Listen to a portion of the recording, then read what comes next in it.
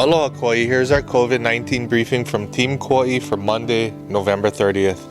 We have seen an unprecedented surge in new infections on our island, most of them associated with travelers, both visitors and residents. Over the weekend, we had 4 new cases, 3 residents and 1 visitor. 2 of the residents tested positive prior to their trip to Kauai and flew home knowingly positive for COVID-19. These 2 travelers were subsequently arrested by the Kauai Police Department for second-degree reckless endangering.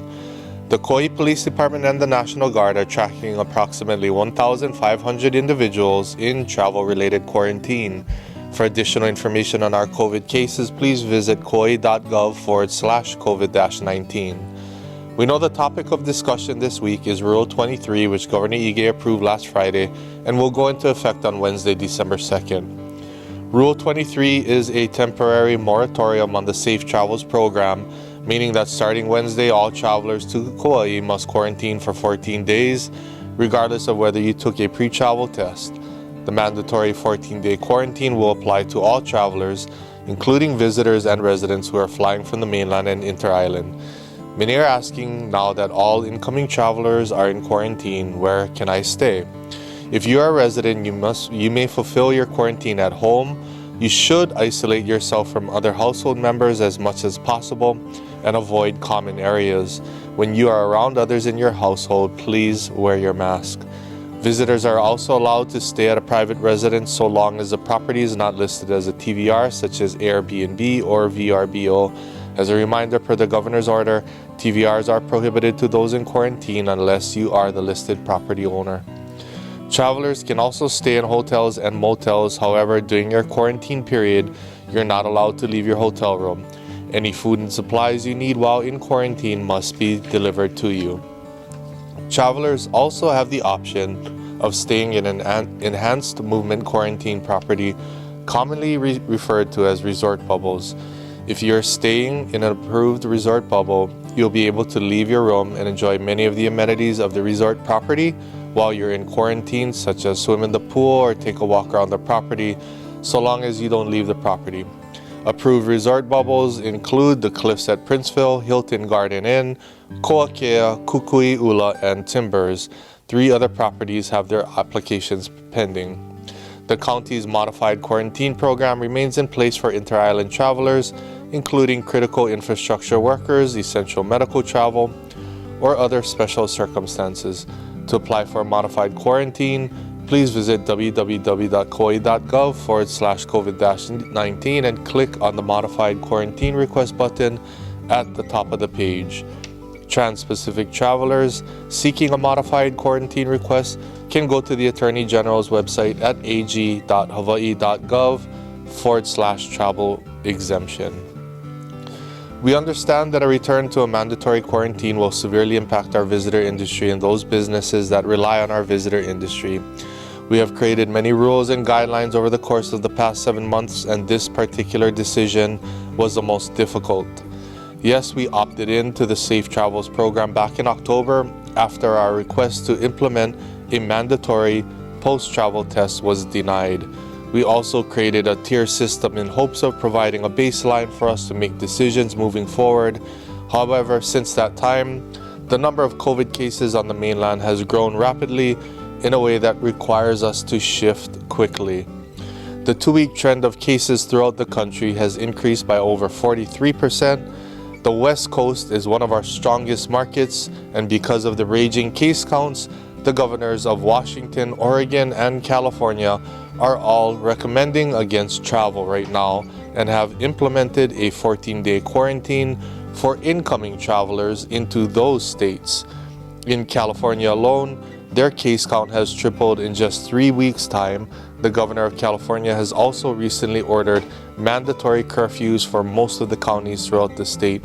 Additionally, Los Angeles, San Francisco, San Diego, and Anchorage are all on lockdowns. This is precisely the scenario we are trying to avoid, but our concern is that if we don't take action now, it will lead to more severe impacts down the line. Here is a COVID situation specific to Kauai. Prior to October 15th, Kauai had a total of 61 cases. Since the launch of Safe Travels on October 15th, we have had an additional 70 cases in a 6-week period. Of our 70 total cases since mid-October, 57 were travel-related, 35 had negative pre-travel tests, 16 had positive pre-travel tests received after arrival, and at least 2 of these knowingly flew with positive results.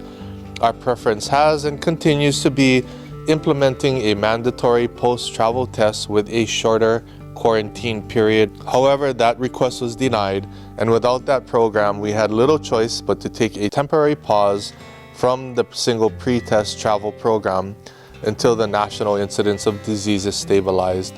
Until the mainland gets control over its infection rates, we need to protect our community. We need to protect our students so they can get back to school. We need to protect our workers so they don't need to fear getting infected on the job.